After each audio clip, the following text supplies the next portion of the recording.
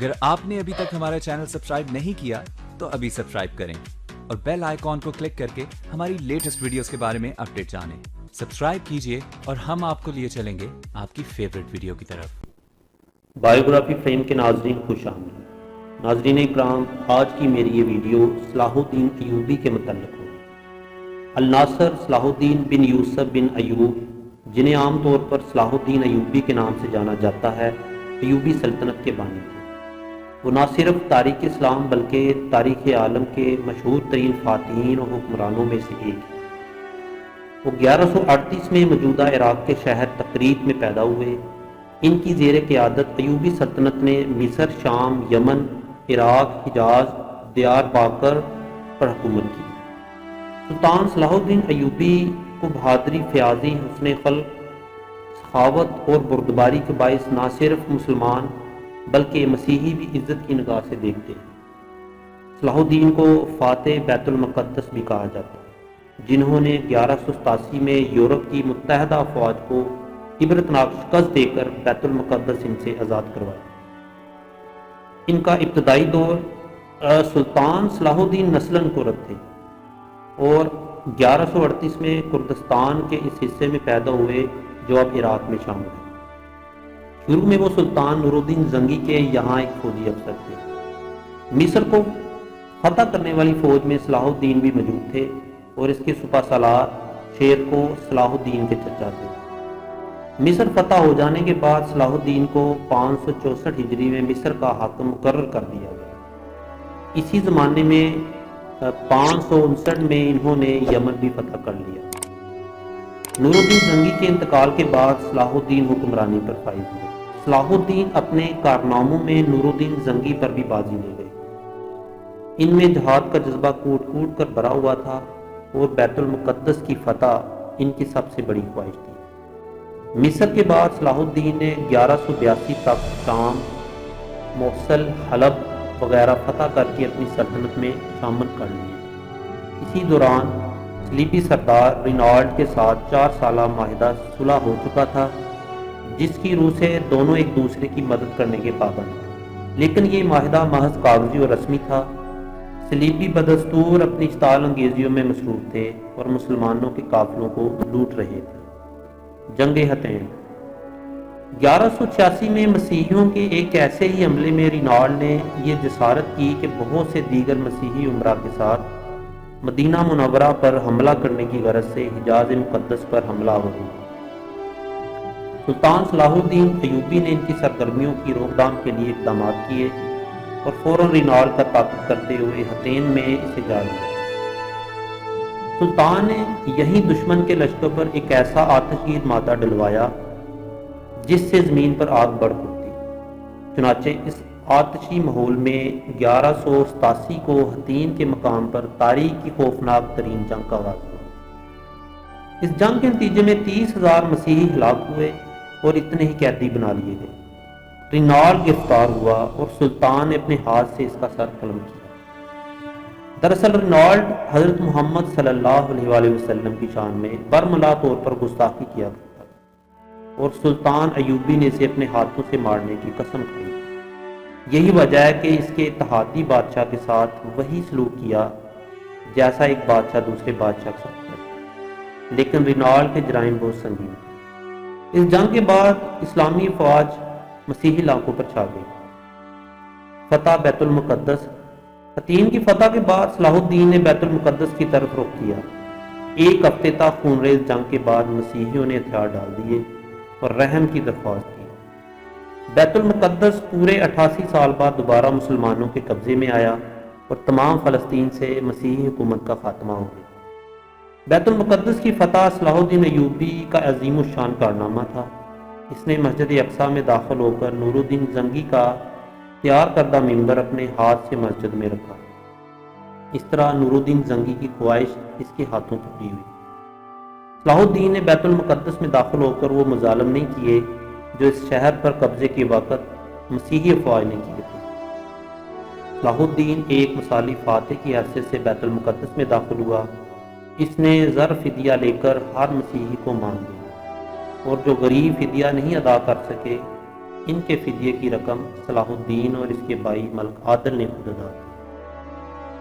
بیت المقدس پر فتح کے ساتھ یروشلم کی وہ مسیحی حکومت بھی ختم ہو گئی جو فلسطین میں 1099 سے قائم تھی۔ اس کے بعد جلد ہی سارا فلسطین مسلمانوں کے قبضے میں آ گیا۔ بیت المقدس پر تقریباً 761 سال مسلسل مسلمانوں کی حکومت رہی۔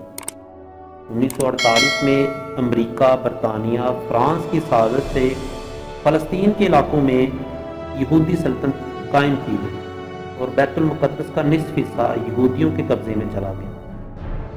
1967 کی عرب اسرائیل جنگ میں بیت المقدس پر اسرائیلیوں نے قبضہ کر لیا۔ تیسری صلیبی جنگ، جب بیت المقدس پر قبضے کی خبر یورپ پہنچی تو سارے یورپ میں کوہرام مچ گیا، ہر طرف لڑائی کی تیاریاں ہونے لگیں۔ جرمنی، اٹلی، فرانس اور انگلستان سے فوجیں فلسطین روانہ ہونے لگی۔ انگلستان کا بادشاہ رچرڈ جو اپنی بہادری کی وجہ سے شیر دل مشہور تھا، اور فرانس کا بادشاہ فلپ اگسٹس اپنی فوجیں لے کر فلسطین پہنچے۔ یورپ کی اس متحدہ فوج کی تعداد 6 لاکھ تھی۔ جرمنی کا بادشاہ فریڈرک باربروسا بھی اس مہم میں ان کے ساتھ تھا۔ مسیحی دنیا نے اس قدر لاتعداد فوج ابھی تک فراہم نہ کی تھی۔ یہ عظیم الشان لشکر یورپ سے روانہ ہوا اور آقا کی بندرگاہ کا محاصرہ کر لیا۔ اگرچہ سلطان صلاح الدین نے تنہا آقا کی حفاظت کے تمام انتظامات مکمل کر لیے تھے، لیکن صلیبیوں کو یورپ سے مسلسل کمک پہنچ رہی تھی۔ ایک معرکے میں 10,000 مسیحی قتل ہوئے، مگر صلیبیوں نے محاصرہ جاری رکھا۔ لیکن چونکہ کسی اور اسلامی ملک نے سلطان کی طرف دست تعاون نہ بڑھایا، اس لیے صلیبی ناکہ بندی کی وجہ سے اہل شہر اور سلطان کا تعلق ٹوٹ گیا، اور سلطان باوجود پوری کوشش کرنے کے مسلمانوں کو کمک نہ پہنچ سکا۔ تنگ آ کر اہل شہر نے امان کے وعدہ پر شہر کو مسیحیوں کے حوالے کر دینے پر آمادگی ظاہر کی۔ فریقین کے درمیان معاہدہ طے ہوا، جس کے مطابق مسلمانوں نے 2 لاکھ اشرفیاں بطور تاوان جنگ ادا کرنے کا وعدہ کیا، اور صلیب اعظم اور 500 مسیحی قیدیوں کی واپسی کی شرائط طے کرتے ہوئے مسلمانوں نے ہتھیار ڈال دیا۔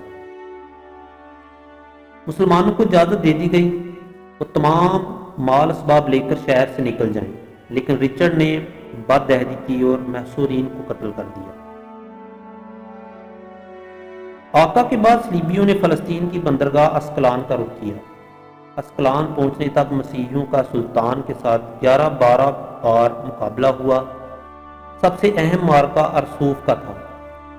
سلطان نے جوان مردی اور بہادری کی درخشندہ مثالیں پیش کی، لیکن چونکہ کسی بھی مسلمان حکومت بالخصوص خلیفہ بغداد کی طرف سے کوئی مدد نہ پہنچی، لہذا سلطان کو پسپائی اختیار کرنی پڑی۔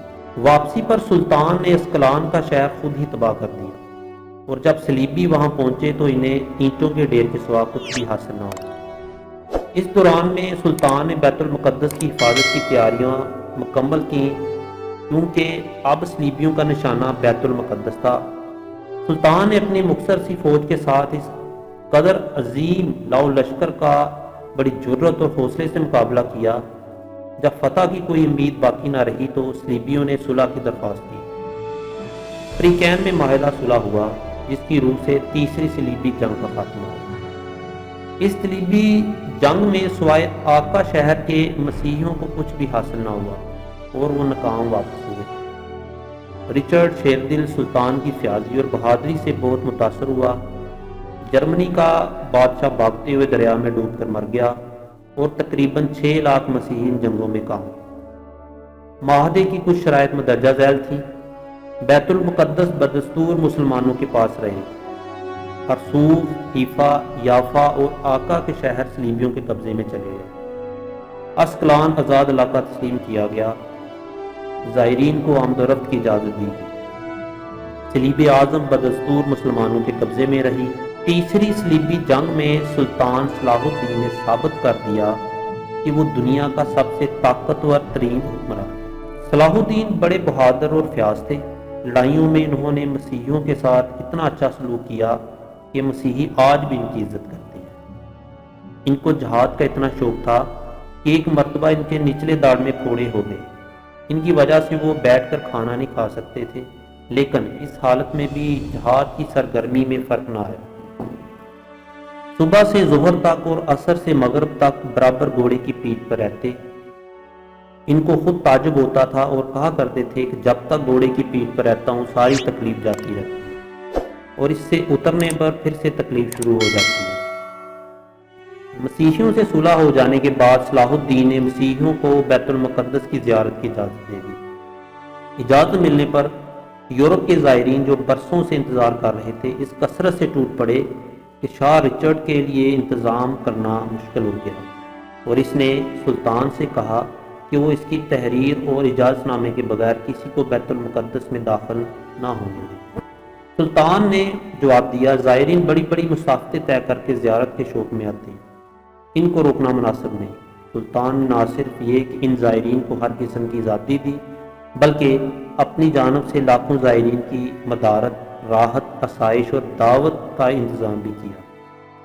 صلاح الدین کا غیر مسلموں سے سلوک عین اسلامی تعلیمات کے مطابق تھا، اور یہ اس کا ثبوت ہے کہ اسلامی حکومت میں غیر مسلموں کے حقوق بھی اسی طرح محفوظ ہوئے جس طرح مسلمانوں کے۔